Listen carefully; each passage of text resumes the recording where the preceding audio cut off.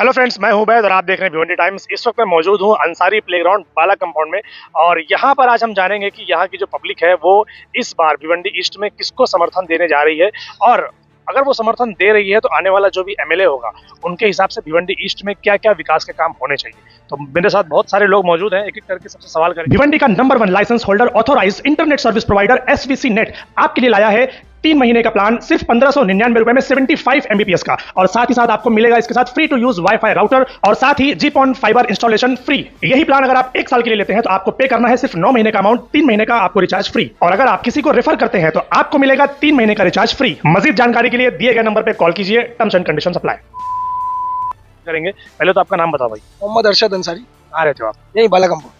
क्या लगता है इस बार ईस्ट में किसका रुझान है और कौन चुनकर आएगा एमएलए? ईस्ट में रईस भाई का बहुत अच्छी लहर है, हवा है। इंशाल्लाह 60 से 70 हजार वोट की लीड दिखाई दे रही है। ये तो आप इसलिए बोल रहे हैं क्योंकि आप उनके समर्थक हैं। समर्थक है, उनका काम देख के बोल रहे हैं और लोगों की दिल लगी उनसे जो है वो देख के बोल रहे हैं। और संतोष शेट्टी भी यही बोल रहे हैं कि इस बार तो मैं 1 लाख प्लस वोट से लीड मारूंगा, ऐसा बोल रहे हैं। आपने रैली देखी होगी रईस भाई की, आप जहाँ जहाँ सर्वे कर रहे हो आपको पता चल रहा होगा कि आप रईस भाई के कितने चाहने वाले और संतोष शेट्टी के चाहने वाले तो बहुत है, सभी चाहने वाले से ही पता चलेगा कि वोट कौन डाल। ये तो आप अपने एरिया में देख रहे हैं ना, इसके लिए जब आप उनकी रैली देखेंगे, उनके एरिया में देखेंगे तो आपको पता चलेगा। होगा चाविंद्रा, गोरसई, सावंदे सब रईस भाई के लिए लगे हुए दिलो जान से, पूरा समर्थन रईस भाई। मैंने वहाँ पर सर्वे किया है, उनका कहना है ऐसे कि हमारा पूरा का पूरा पुट्टा संतोष शेट्टी को जाएगा क्योंकि रुपेश मात्रे ने उनको समर्थन दिया तो एक बड़ा वोट बैंक वहाँ पर शिफ्ट हो गया। ऐसा नहीं है, रईस भाई ने वहाँ पे 2 से 3 बार सर्वे किया, वहाँ के सरपंच भी साथ में थे रईस भाई के और वहाँ पे अच्छा खासा लोगों ने उनका साथ दिया। क्यों लगता है आपको कि नहीं मतलब रईस भाई ही आएंगे क्योंकि कांटे की टक्कर है एकदम? काम, रईस भाई का काम। आज भिवंडी में 30 से 35 साल हो गया, कभी काम दिखा नहीं किसी को। पहली बार कोई आमदार आया है जो भिवंडी में काम कर रहा है। गए हुए 3 साल पकड़ो, 2 साल कोविड छोड़ दिया जाए अगर, तो 3 साल में एक अंदाज से 1000 से 1200 करोड़ का ईस्ट में मेरे हिसाब से काम रईस भाई ने। 1000 से 12 करोड़ 1200 करोड़ भाई सिंगापुर बन जाता है ये। आप सिंगापुर 400 करोड़ का तो सिर्फ पानी बन गया सिंगापुर। हमारे लिए ये क्या है? ये देखो अंसारी प्लेग्राउंड का एक आप सर्वे करो, सामने लाइब्रेरी, भिवंडी में कहीं ऐसी आपको लाइब्रेरी नहीं मिलेगी। लेडीज का अलग, जेंट्स का अलग, स्टडी रूम अलग, लेक्चर रूम अलग। लाइब्रेरी ऐसी ही होती है, नहीं जेंट्स का अलग, लेडीज का अलग, ऐसे ही होता है। नहीं है भिवंडी में, नहीं है कहीं पे भी। आप पूरा सर्वे, अम्बेडकर लाइब्रेरी थी, गई वो भी। यहाँ पर भिवंडी के हर कोने से बच्चे आ रहे हैं। थाना रोड बोलो, खाड़ीपाड़ बोलो, धामनकर नाका बोलो, शांति नगर बोलो, आप उठा के रजिस्टर देखो, पूरा चेक करो और बहुत तारीफ करे कि भाई किसी ने कुछ करके दिया बच्चों की पढ़ाई के लिए। तो ऐसा काम करने वाले आदमी को नहीं चुनेंगे तो किसको चुनेंगे? एजुकेशन की अगर बात कर रहे हैं ना तो लोग बोल रहे हैं 22-62 बहुत बेहतरीन स्कूल बनी, डिस्ट्रिक्ट लेवल पे पूरा एक पहला स्कूल है, लेकिन उसके अंदर की जो पढ़ाई है, उसके अंदर के जो टीचिंग स्टाफ है, उसके अंदर की और जो चीजें हैं, जब तक वो बेहतर नहीं होगी पढ़ाई बेहतर कैसे होगी? और सिर्फ वही एक स्कूल नहीं है। और संतोष शेट्टी के एरिया के लोगों का कंप्लेंट ये है कि इतने सालों में हमारे एरिया में कभी वो देखने नहीं आए। हमारी जो स्कूल है, मराठी स्कूल है, वो क्यों नहीं बनी अब तक? उस पर भी तो काम होना चाहिए ना। 5 साल में जितना काम हुआ रईस भाई के नेतृत्व में बोलेंगे, उसके पहले कभी नहीं हुआ। अब एक बार में तो पूरा काम हो नहीं जाएगा एक साथ में। अगर आप देखोगे तो टाइम लगता है ना कोई भी चीज को, जब अगर एकदम खराब है तो उसको मरम्मत करने थोड़ा टाइम जाएगा। यही तो सब बोलते हैं कि भाई टाइम लगा ना हमको भी। इतने टाइम में, इतने कम टाइम में किसी ने भी किया क्या? रुपेश मात्रे 10 साल थे यहाँ, बाला कंपाउंड में एक बार भी झांकने नहीं आए। वो क्या बोलते हैं मालूम है? हमारा काम इसलिए नजर नहीं आया क्योंकि हमारे टाइम पे सोशल मीडिया नहीं था। अब सोशल मीडिया है इसलिए ज्यादा नजर आता है। सोशल मीडिया नहीं था, आप बर्थडे मनाते हो, बैनर पूरे तरफ लगाते हो। मैं नहीं लगाता हूँ, मैं उसकी बात कर रहा हूँ, उनकी बात कर रहा हूँ जो बोले हमारे टाइम सोशल मीडिया नहीं था। बैनर तो हर तरफ लगता है ना उनके वार दिवस का, तो आप काम का भी लगा सकते थे ना। नाके नाके पे हमने ये बनाया, हमने वो बनाया। जब बनाया नहीं तो दिखाओगे क्या? बोलते कि वो ब्रिज तो हम लोगों ने बनवाया था। ब्रिज MMRD से बना है ना, वो रुपेश मात्रे कहना से कि वो मेरे कार्यकाल में बना है और हम लोगों ने ही पास करवाया है। इतना अच्छा ब्रिज बना है कि जिसका कोई फायदा अभी तक भिवंडी वालों को हुआ नहीं है। जैसे कि बड़ी गाड़ियों को कहाँ से जाना चाहिए? भिवंडी डायरेक्ट निकल जाना चाहिए ना, तो नीचे से जा रही है, रोड वाइंडिंग हुई नहीं है। छोटी गाड़ियाँ, ट्रैफिक का सबसे बड़ा इशू वही है। बड़ी गाड़ियों को अगर ऊपर कर दिया जाए ना तो 50% से ज्यादा ट्रैफिक खत्म हो जाएगी भिवंडी की। बड़ी गाड़ी ऊपर जाएगी तो लोग बैठ जाएंगे ना, मसला। तो फिर ये किसका काम है? कॉर्पोरेशन को मालूम है जब ब्रिज कमजोर है तो उसको तोड़ो ना, डिमोलाइज करे ना। बिल्डिंग तोड़ने के लिए पहले आती है, नोटिस लगाती है, हैरान करती है, लोगों के घर खाली करा देती है। ब्रिज को क्यों नहीं कर रही है? संतोष शेट्टी बोल रहे हैं कि इस बार अगर मुझे जिताकर देंगे तो मैं बहुत सारे काम ऐसे करूंगा, एजुकेशन को लेकर, सीनियर सिटीजन को लेकर, सीसीटीवी कैमरे को लेकर। दावे जिस तरीके से नेता लोग करते हैं उसी तरीके से दावा कर रहे हैं। क्या लगता है आपको इस पर? काम करूंगा और काम किया हूँ। तो पब्लिक क्या देखेगी? किया हुआ को देखेगी कि वादे के ऊपर जाएगी, जो कभी किया ही नहीं है, आया ही नहीं है। नहीं, हमने भी, वो बोल रहे हैं कि हमने भी लाइब्रेरी में बनवाई है। रईस भाई 10 साल नगर सेवक थे मुंबई में, टॉप 10 में आते थे। एमएलए बने, उसमें भी टॉप 10 में आप देखोगे तो महाराष्ट्र में रईस भाई आ चुके हैं। पूरे शहर का अपने भिवंडी का महाराष्ट्र में डंका गूंज रहा है।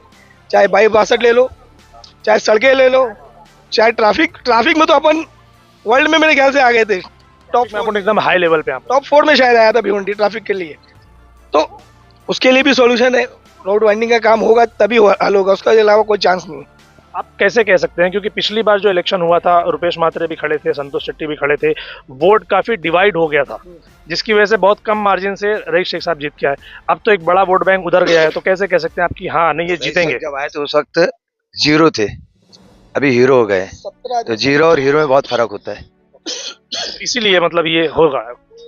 रईस भाई 17 दिन पहले आए थे कुछ, है ना? 17 दिन, 15 बोलता है कोई, 17 बोलता है कोई, 12 बोलता है। कोई जानता नहीं था। सुने थे मुंबई में काम किया बंदे ने, कर दिए उन्होंने, काम करके भी दिखाया और बहुत अच्छा किया। जितनी उम्मीद नहीं थी, कभी किसी को पता नहीं था कि एक एमएलए ये भी कर सकता है। लोगों को खाली जाते थे वोट डालते थे, एमएलए कौन है मालूम भी नहीं, किसी को पता भी नहीं चलता था। लोगों को एमपी का भी इलेक्शन मालूम पड़ गया, पहले तो पता भी नहीं होता था कि क्या है। पब्लिक ने जागरूक हो के एमपी के इलेक्शन में मामा को जिताया, जो बीजेपी से लड़ाई थी उसको हराया। अभी भी वही है, लड़ाई बीजेपी से है। ऐसा क्यों कि लड़ाई हमको बीजेपी से लड़ना है, हमको इनको हराना है? हम लोग डेवलपमेंट पर बात नहीं कर सकते? डेवलपमेंट बीजेपी बिल्कुल नहीं कर रही है। उसके टाइम भले से वो 1500 दे रही है, लेकिन आप देखोगे उठा के तेल का भाव कहाँ पहुंचा। जिस टाइम ये योजना आई जुलाई में, 1500 से 1900 2100 पहुंच गया तेल का भाव। तो वो दे रही 1500, ले रही 5000, वो नहीं दिख रहा लोगों को। टैक्स में बढ़ोतरी हो रही है ना, तो वो कम करो, नहीं चाहिए 1500, बस महंगाई कम कर दो। महंगाई कम कर दो ना, बचत बढ़ेगी तो ऑटोमेटिक पब्लिक खुश होगी। एजुकेशन पे काम करो ना, तुम बुक पे टैक्स लगा दोगे, एजुकेशन पे फीस बढ़ा दोगे, उस पे कोई बात नहीं करता।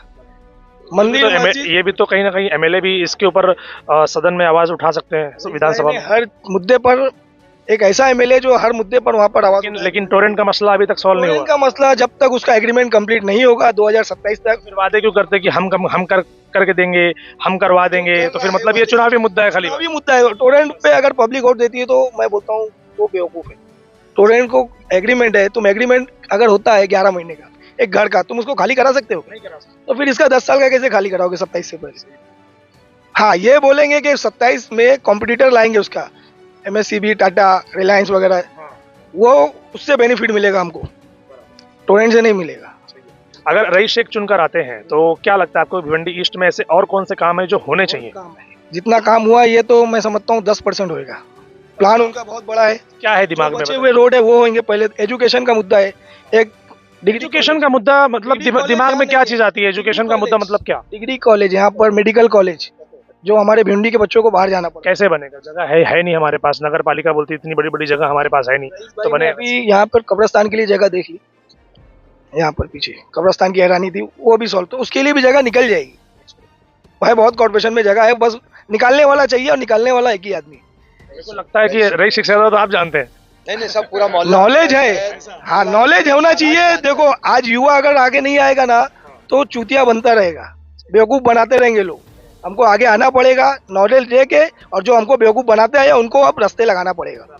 रईस शेख ने बीच में ट्रैफिक के मसले को लेकर आवाज उठाई थी, याद होगा आपको। एसीपी और डीसीपी से बात भी हुई थी इस मामले में, और बोला गया था कि बहुत जल्दी इसके ऊपर एक्शन लिया जाएगा, क्योंकि एक्सीडेंट दिन ब दिन बढ़ते जा रहे हैं। क्या लगता है आपको कि कब सॉल्व होगा? ऐसा है ना, नहीं सॉल्व होगा जब तक हम खुद नहीं सुधरना चाहेंगे। जैसे कि थोड़ा सा अगर एक गाड़ी रुकती है तो हम सीधा दूसरी साइड जाना चालू करते हैं, रॉन्ग साइड, तो वो भी जाम करते हैं।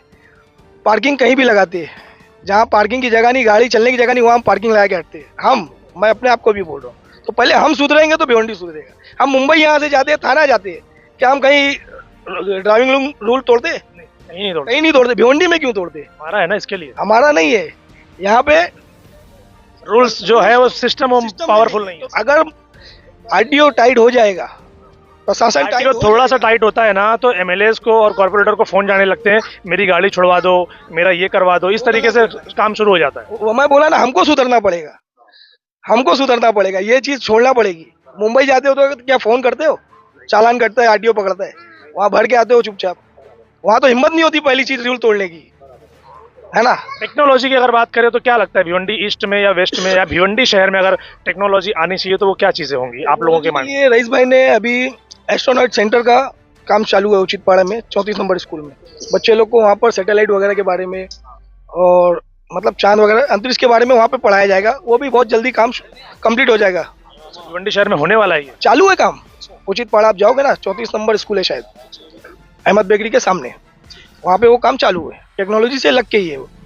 आपका नाम बताइए सर। मेहताब अंसारी, कहाँ रहते हैं आप? यही असलम नगर में। अभी भाई ने तो बहुत सारी बातें बताई कि भिवंडी ईस्ट में रईस शेख ही आना चाहिए, आपको क्या लगता है? जी बिल्कुल आना चाहिए, क्योंकि हम लोग को यानी एमएलए में जो काम करने वाला आदमी दिखा ना, हम लोग को एमएलए का काम पता ही नहीं था। अब ये समझ में आ गया एमएलए के हक में क्या क्या काम होता है। तो रईस भाई ने अल्हम्दुलिल्लाह सामने ये बिल्डिंग है, स्कूल को पूरे रिनोवेट करी है, जिम को पूरा मैदान क्लियर करके दिया। आज लोग के यूज में आ रहे हो, नहीं तो एकदम बेकार पड़ा था, एकदम खस्ता हाल था। अभी ये नाले का काम बोले तो आज कम से कम 10 साल तक कुछ इसमें बदलाव नहीं हुआ है। अभी रईस शेख ने इसको भी पास किया है, तो वो भी अभी हो सकता है आने वाले टाइम में वो भी चालू हो जाएगा। तो हम लोग को लगता है कि नहीं यार, जो परिवर्तन कर रहा है उसके साथ खड़ा होना चाहिए।